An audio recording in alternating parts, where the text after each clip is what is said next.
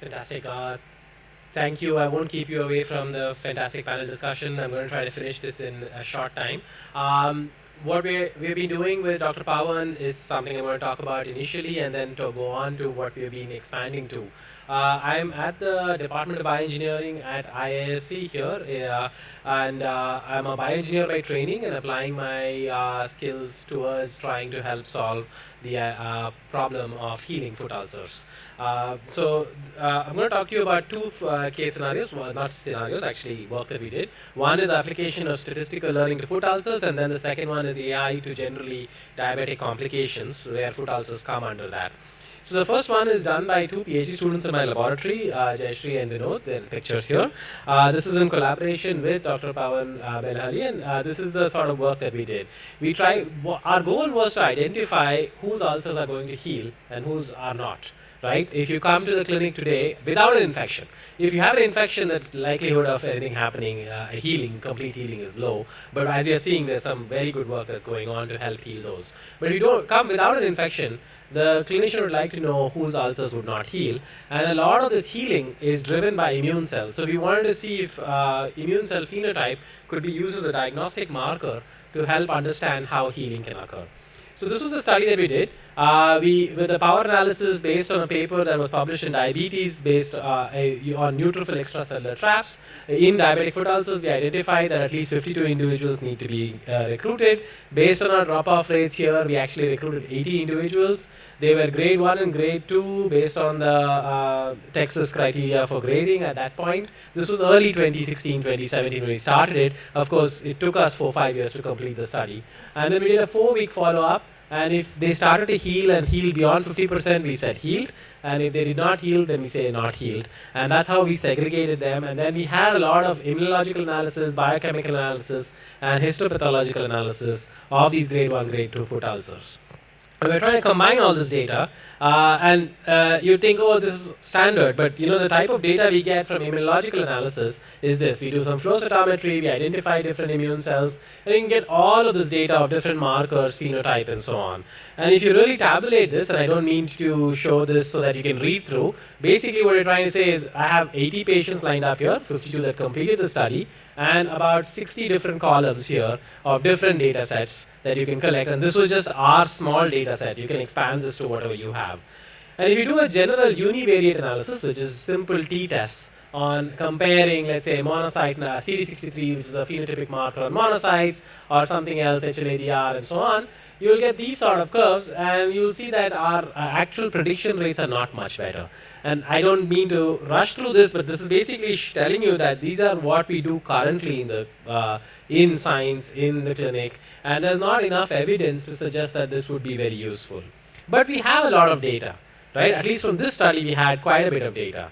So can we apply what has been known about statistical learning, which is now being used in machine learning?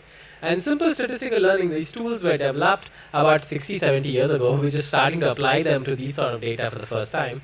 A basic logistic regression where we rank individuals. These are, let's say, healed individuals, these are non-healed individuals, and we try to understand what combination of components help us segregate these two features. Right? And you can write these mathematical equations to try to help us solve those segregation problems, and that's known as regression. This is a logistic regression problem. Of course, in machine learning, you have k-means clustering, you have other means, but this is the simplest of all of them. Right? This can be done without too much. You can do it on your phone, for example. You don't even need a laptop to do this. And so we did this, and you can then help us understand, help everybody understand the risk of diabetic foot ulcer healing. And so we come back to this data, and we do that sort of analysis, and we combine all the biochemical and immunological variables. Here, we removed all the histopathology. That was separate. We could also combine histopathology, but image analysis in this is tougher. So we just took numerical data that's available from these, and we combined them, and what we found out was a bunch of key parameters were sufficient to predict non-healing of foot ulcers. That is, if I know a combination of all of these 4 parameters, and all of you clinicians will see that these are things that you already know: total cholesterol levels, LDL cholesterol levels, percentage of CD14 cells is the monocyte percentage. The only thing that is new in our study that we identified was this particular marker CD63 on monocytes, not individually, but all 4 in combination then can give us a prediction of whose ulcers may not heal. And this is the model fit plot, and this is the ROC curve, which seems to suggest that we have, and I'm misrepresenting it, but for the ease of understanding, an AUC can be turned into an accuracy rate with 87% accuracy. So normally if a person comes to you in a clinic and says they have a diabetic foot ulcer that doesn't have any infections, then you would say, based on historic data, we say about 60% chance of healing with the current treatment strategies, maybe 65% in the best case scenario. 35%, 40% people will not heal, right? Here we're saying we can have a prediction rate of 87% with nothing major added. These three are done in almost all laboratories. This is a small addition that can be done for 500 to 1,000 rupees in a flow cytometry lab. It's a tertiary care flow cytometry lab. Most labs, tertiary care centers tend to have flow cytometers nowadays.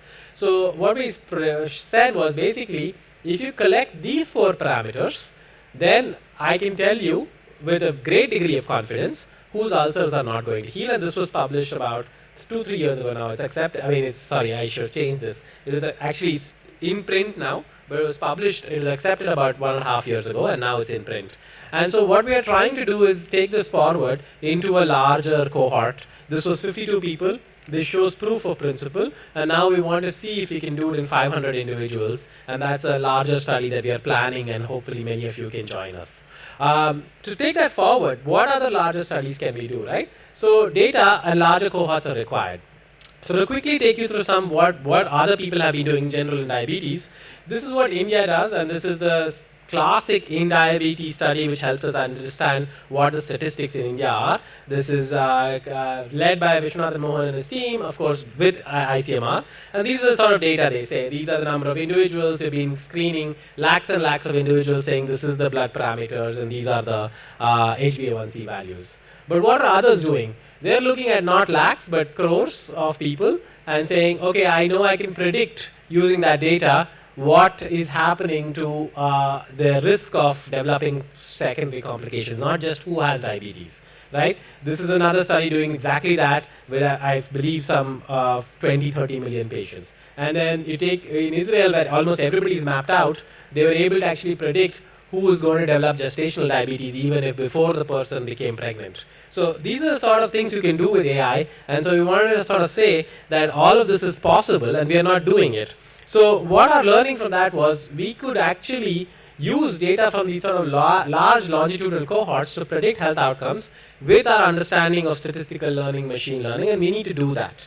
And so the 2 questions we're trying to answer in our new study is, can we predict who will develop diabetes, and can we predict the development of secondary complications in those who already have diabetes, if we can collect this sort of data. And so the first part we're doing in IASC, where we're enrolling 500, we've already enrolled 200 individuals. We're trying to enroll 500 individuals who are apparently healthy, could be diabetic, and this is the part that we're trying to do with Dr. Pawan, and hopefully others can join. So what we've already done, to quickly rush through it, we've already done some data collection from 200 individuals in IASC. These are the sort of parameters that we collect, standard diagnostic, 4,000, 5,000 rupee diagnostic evaluation of the person. And then we also collect questionnaire, survey-based questionnaire on trying to understand their medical history and their exercise patterns and diet and so on. And so we get this sort of data, right? This is a standard what you would see if anybody does this sort of study, you'll report it as a table format or this sort of graphical format. These many percentage of people have diabetes, these many have cholesterol. This is what is happening. But what we're saying is, no, we don't want to do that. We want to do using AI with Aman, MTech student in my lab did this, basically develop this large language model, which already exists. We didn't develop a new one. He used the one that already exists, put it on his laptop and disconnected everything from the internet. And basically we're running this large language model on our laptop in the lab to try to analyze this sort of data and generate graphs. So I don't know if this is my final slide. I hope the video will play. So what we're trying to do is we collected this data, and data can keep getting added, and we're trying to ask questions, plot this data find out something for me, right? Instead of trying to do it individually. What this will help us do is understand patterns that we are not able to pick up. So the patterns that we pick up are the ones that we ask questions about. But this agent can pick up patterns that we have not even thought about. And that's the basic idea. So this is the sort of thing that's running in the background, and it will tell you, okay, this query resulted in, there are 194 individuals currently in our cohort, right? And that's what it is returning. So how many of these are diabetic? And it's doing this locally. It doesn't need any internet access. It's just doing it locally on a laptop. And then it quickly, this is real time. This is happening in 10, 20 seconds, right? It says, okay, greater than 6.5 is considered diabetic. 45 individuals of those 194 have diabetic diabetes.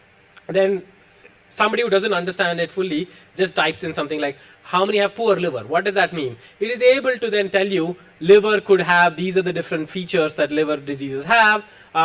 We think that aminotransferase, ALT, SGLPT is the one that's important, and these many individuals have this change. And then it can plot all this. And so you can continue doing this, and we can keep generating graphs and so on. So what I'm going to do is I'm going to stop here, because this will go on for another few minutes.